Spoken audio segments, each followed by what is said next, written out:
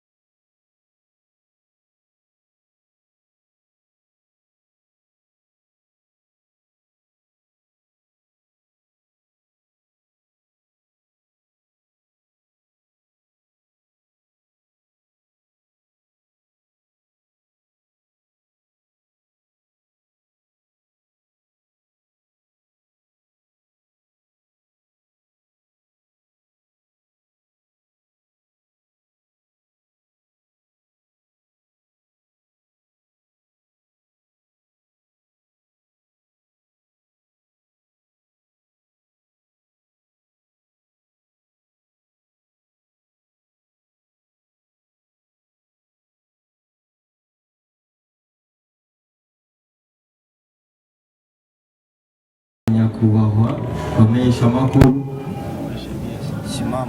uno munsi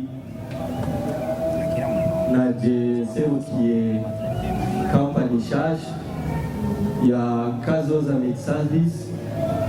Naje mpagaze ngaha impuzo iserukira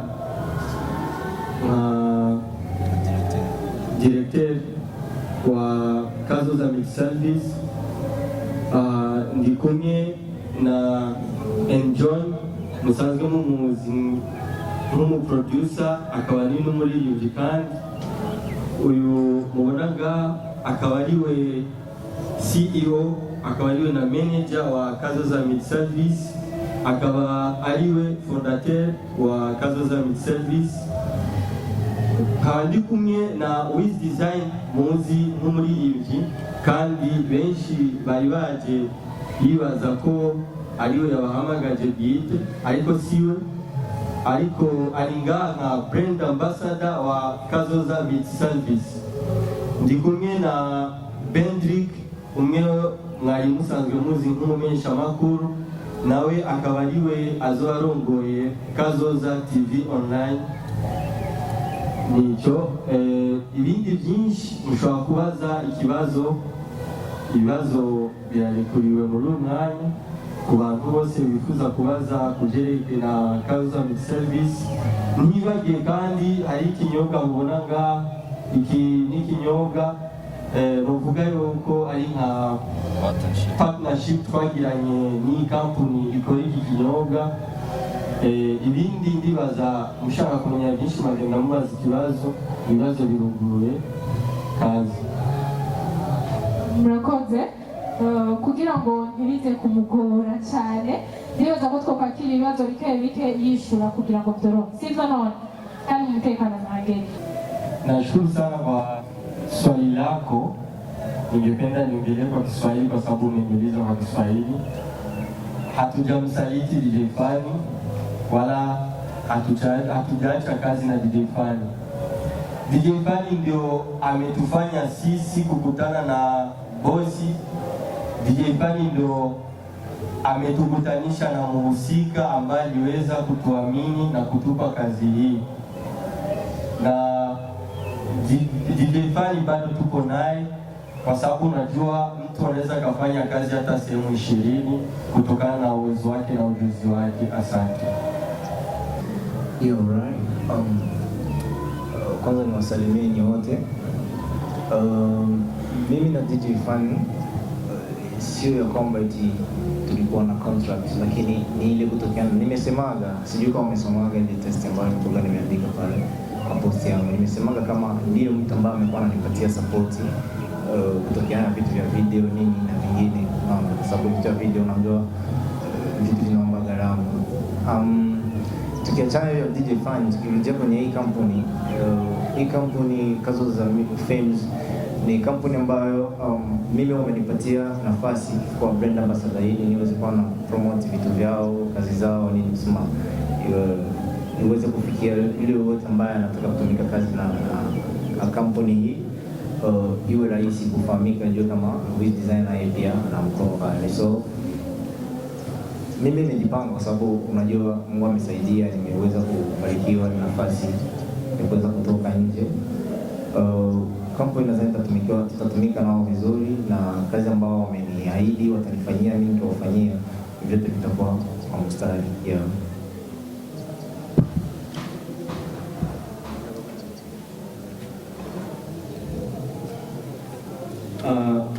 Najibu kwa swali ambalo ameweza kuniuliza pia Mheshimiwa Ismail Bashigo kuhusiana na Kazoza Films. Nadhani ni hilo. Kazoza Films itakuwa inahusikana kwa sababu kwanza Kazoza Media Service itakuwa na vipengele tofauti. Kuna Kazoza TV Online, kuna Kazoza Productions itakuwa inahusikana na mambo ya production ya audio, na kuna Kazoza Films. Kazoza Films ndio upande ambapo imesimama sana, itakuwa ni upande wa video. Zile video ambazo mlikuwa mnazoea kuona nazifanya kwa saa hii tazifanya niko chini ya Kazoza Films.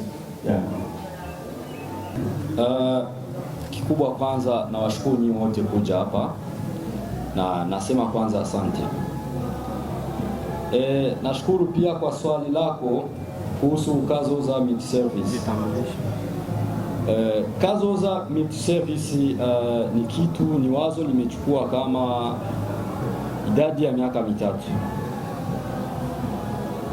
Na kwenye Kazoza Media Service sio service moja tu. Kama leo inawezekana tukawajulisha kama service 2 ama 3, ila iko na matawi mengi sana. Ni matawi zaidi hata ya matawi 10 ama 10 na.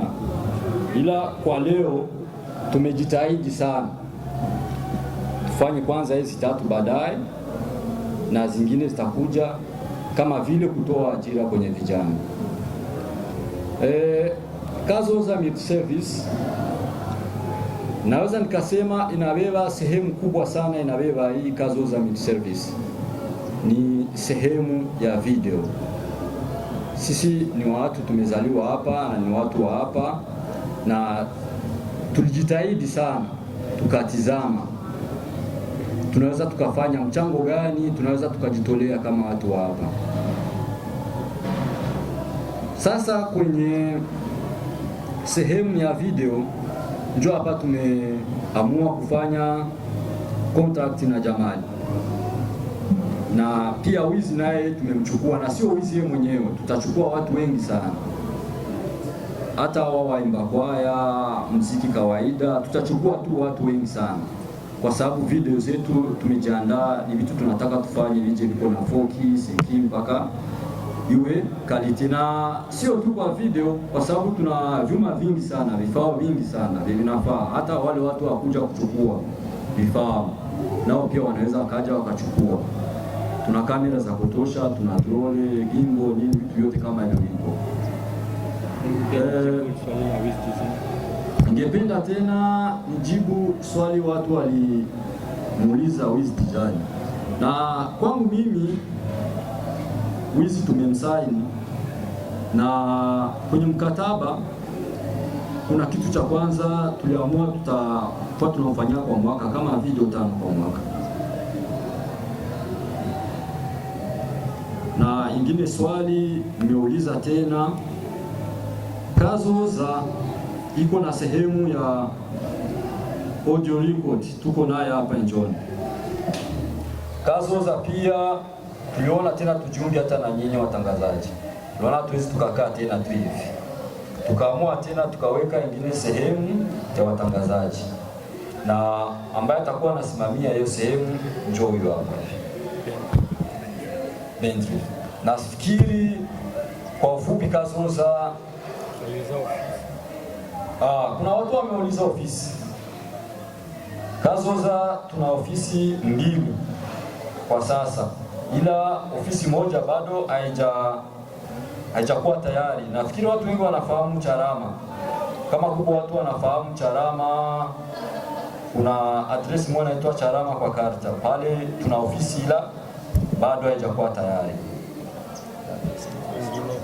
chini ya Sembazile pale Sembazile. Sawa, ingine ofisi ya pili iko chini ya Sembazile. Nafikiri kwa katini wengi wanapafahamu hiyo sehemu. Na tunakaribisha tu watu wote. Hii ni kitu kirefu, tunaomba kila mtu kufuatana na idea yake na mchango wake. Tuko tayari kupokea hata mtu kupitia mchango wake na kazoza tukafanya tu ile kitu kikaendelea. Nafikiri kwa ufupi njo kazoza multi-service hiyo. Nilipenda kuongeza kidogo kwa swali la Mheshimiwa Kamikaze. Aliuliza kazoza multi-service ni kitu gani na inafanya nini. Naongeza pale ambapo mheshimiwa aliweza kuongelea. Narudi tena nasema kwa ukitizama slogan yetu nasema focus on yourself. Ndio slogan inasema. Na tunapatia fursa kwa vijana wengi tofauti wenye vipaji tofauti. Ndio lengo muhimu la kazoza. Ina matawi mengi tofauti na tokana na matawi hayo tutaenda tunapatia ajira vijana tofauti, kuanzia kwa wasanii, waigizaji, watangazaji hadi kwa wafanyabiashara ambao wanaweza kuwa na idea na project ya kufanya biashara zao. Tunaweza wakaja tukasaidiana kwa kufanya development ya biashara zao. Ndio malengo muhimu ya kazoza service. Nashukuru. Yes. Asante sana. Kubijanye na about Bosenga ya my kushirikira about ibintu bya video n'ibindi. Je nibaza yuko naje kuba ntagariki kugira nzobe mboneke mw'ishusho iyi company multi-service kazoza. Je nashobora kuvuga yuko video zitanu ku mwaka nibaza yuko iyo ni nko kuvuga ati ni ibintu nshobora kuvuga ati bivanye n'amagara ikintu urashobora kurwara umwaka cyangwa ukagira gute n'izo video ntuzikore mugabo carafatiye mu kigero tuvuga ati fate nk'ivideo zitanu ku mwaka ariko birashobora gushika nka video 10 cyane bivanye n'ingene umwanya tubona nuko gahunda tugapanga kuko muri iyi niyo tusohora indirimbo ku munsi ngo kubera se ibintu by'ubuntu abakurikiye nafse na target. Hama ku bijyanye n'iki kinyobwa kiri ngaha Good Life, nshobora kuvuga ati iyi ni jus nk'uko yabisiguye yuko bifitanye partnership na nkaba ndi brand iyi company. Je nibaza yuko atangira byinshi kuko ibyingenga ibyingenga mu muryango wacu bivuye hariyo tuba tubisangiye twese. Merci.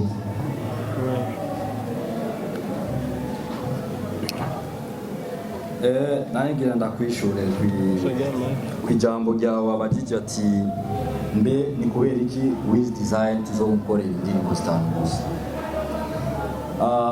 Indirimbo zitanu ntabwo ari kuvuga ko arizo tuzomukorera gusa twafashe nka kumansema ko urabona uko abantu tuzokwama tugenda dukorana tuzosanga n'ibindi twabigezo. Sina Wiz Design wenyine usanga haciye n'ukwezi mpamagaje press conference nini kandi ugasanga hari uwundi kandi dukeneye ko twe dukeneye benshi bo dukorana. Ndibaza aho no bana kwishura kontra yiwe ko isigura Wiz tuzoba tumushigikiye si video yonyene uko azoza asohora video. Ikintu cya mbere twe tuzohagararaho ni video, cya kabiri tuzohagararaho izoba ari publicity promotion ko turafise ukuntu twe tuzokora promotion zacu bijanye n'intara z'igihugu cyacu uko zingana. Hama ikindi cya gatatu hari igihe bizokenerwa hazoba ari concert cyangwa hazoba ari featuring yo hanze. Icyo nacyo kandi ndazi kizoba kiri kuri twebwe. Umva rero tumusabye we ahubwo akore kandi akoreshe n'inguvu kubera twebwe mu ruhande rwacu ni nk'uko twamufashe kwitegura. Ndazi ibintu nyamukuru nibyo bitatu gusa, ni ibintu byinshi twiteguye kuzomukorera.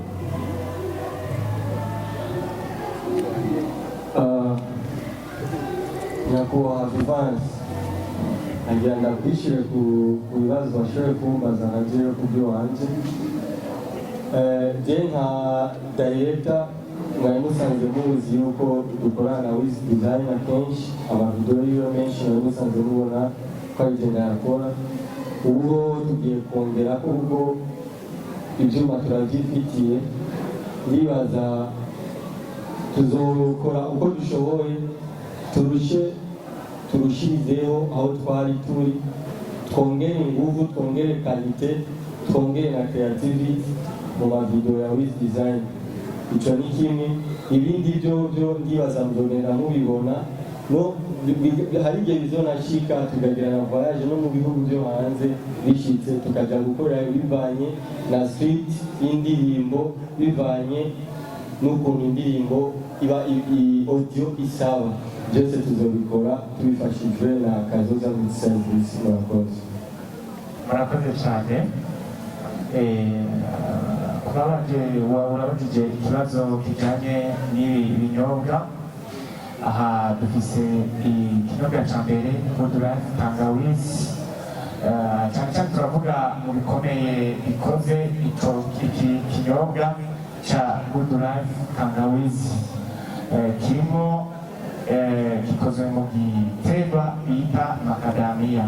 Macadamia rero kikaba ari igiterwa cyavuye hanze y'u Burundi, ariko ubu kiko kirarimwa ngaha mu gihugu cyacu, kikaba gihingurwamo ibintu byinshi kandi bifasha amagara y'abantu. Rero nka kampani isanzwe ihagarariye ngaha mu gihugu cy'u Burundi yitwa Good Life Company, akaba ariyo ihingura iki kinyobwa. Rero harimo ubuki, harimo amazi, harimo romare, mate na timu.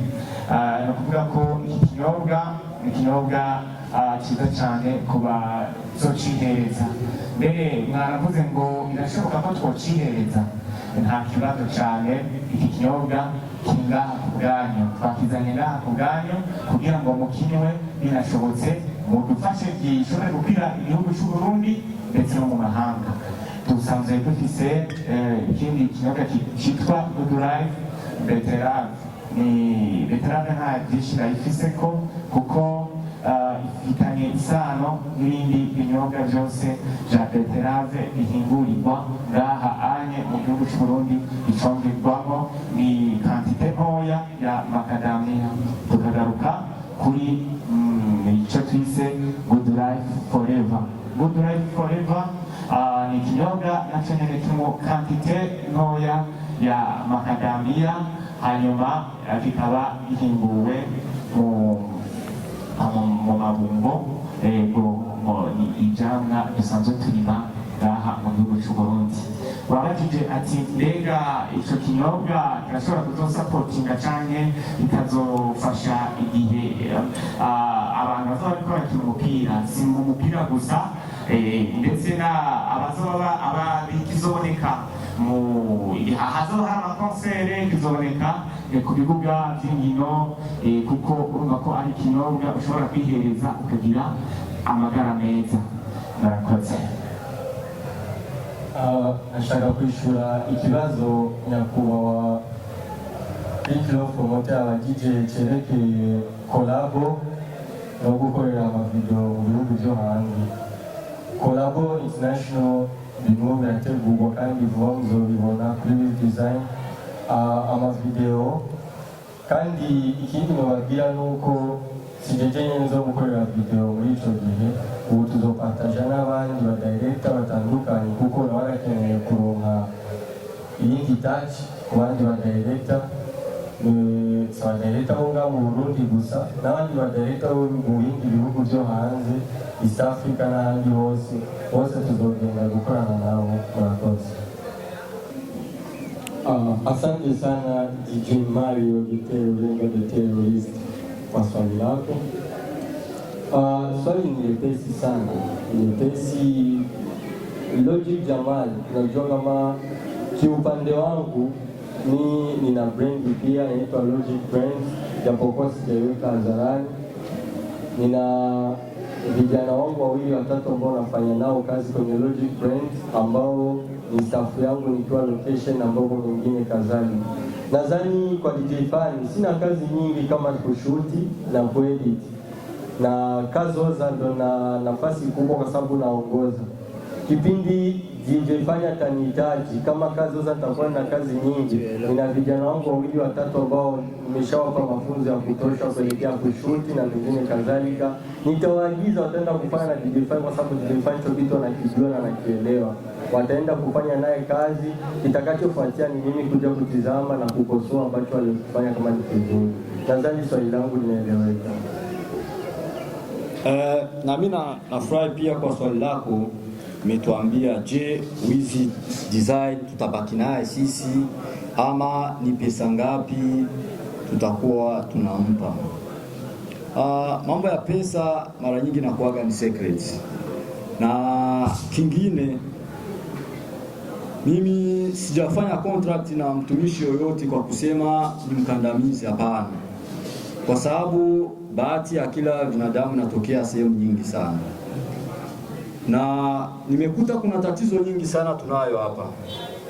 Hakuna mtu anaweza kummanage msanii ye mtu mmoja na aseme kama atamfikisha sehemu yoyote, hapana. Tuko naye, lakini karibu hata wengine mtu mmoja anaweza kumchukua. Mimi naweza nikapenda tu manage tuko hata watu 4, 5, 6, 7 hata 10. Kwa kusema yeye afanye nini, asonge mbele. Kwa sababu hiyo ni kitu kikubwa sana nilikuta hapa. Unapenda mtu manage umchukue kama vile unamfunga kama mtoto wako nyumbani, haiwezekani. Sasa contract tumefanya naye, Wiz Design ana uhuru ya kuwa na manager wale wote wanahitaji kumsimamia.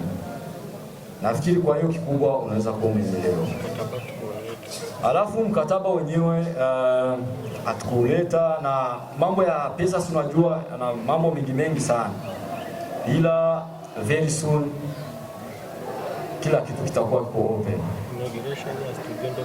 Na fikiri inauguration ya studio ilipo nayo, na nafikiria njoo kutasemekana mambo mengi sana. Kuna vingi sana vyenye kwa siku ya leo tukutaka vyote vikuje, kwa sababu kila kitu kinaenda kidogo kidogo.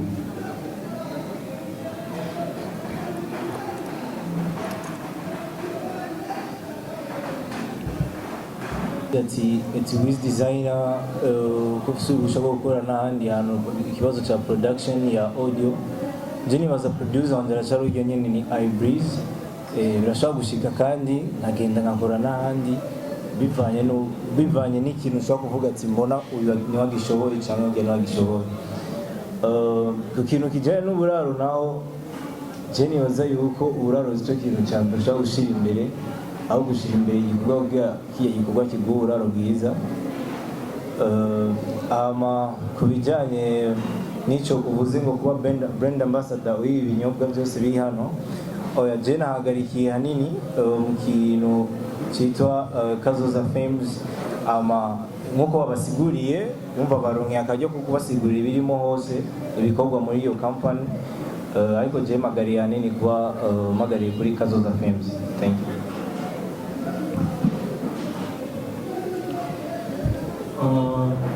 Jade Online TV bashobora kumbaza ikibazo ati muri Kazoza Films kugira tubakire cyangwa dukorane bisaba iki. Nibaza muri indi nyine dutangure kuzokugura ibiro hanyuma mucyanama kuko twabivuze iyo biruguruye kase secretary gazo wakira zo bitemewe enda kugura ukuzo bitema bitaja ku murongo bwa Jeni baza yuko kuvuga ni ibikorwa byanjye ntibihagaze neza. Sinzi wosigura neza ikintu gihagaze neza kuri Wiz Design. Yeah.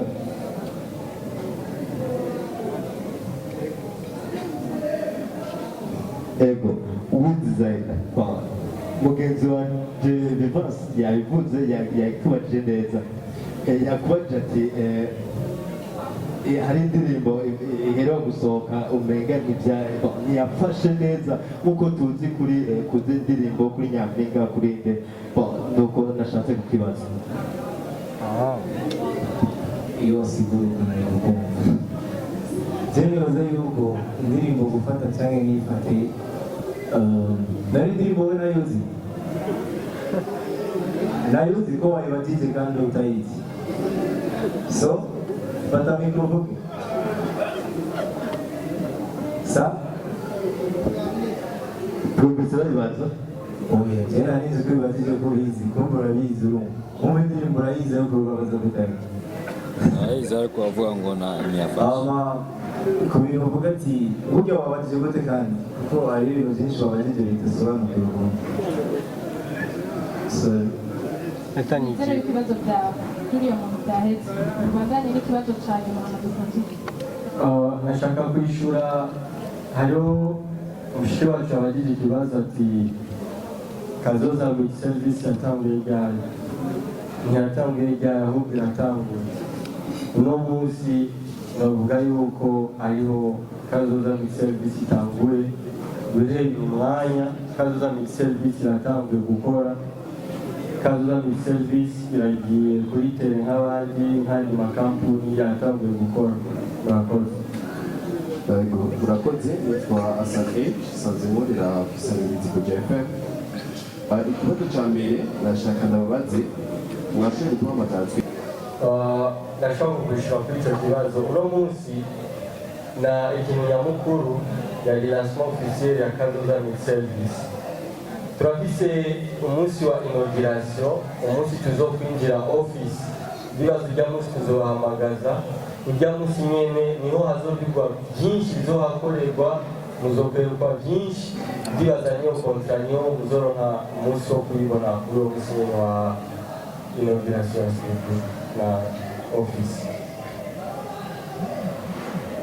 hanyuma ndabashimira cyane rwose kuri mwese badukijije akanya kayo ndashobora gushika hano kuri uno munsi nongera nsaba yuko guhugurwa ibyavuzwe subiyemo nongera nsaba ko guhugurwa ibyavuzwe turamukoze cyane hanyuma kubifuza ama interview yibaza barashobora kubyoronka kandi kanya atari uno munsi bivanye n'umwanya muto dufise n'ibindi bikorwa kandi tugiye gutunganya bya inauguration n'ibindi hama twongera tubasaba mu guhe iyindi minota yanyu 10 kugira ngo dushobore gukemura ikibazo cy'abajournaliste umwe wese araza asinye aho yanditse kugira ngo ibintu bigende neza murakoze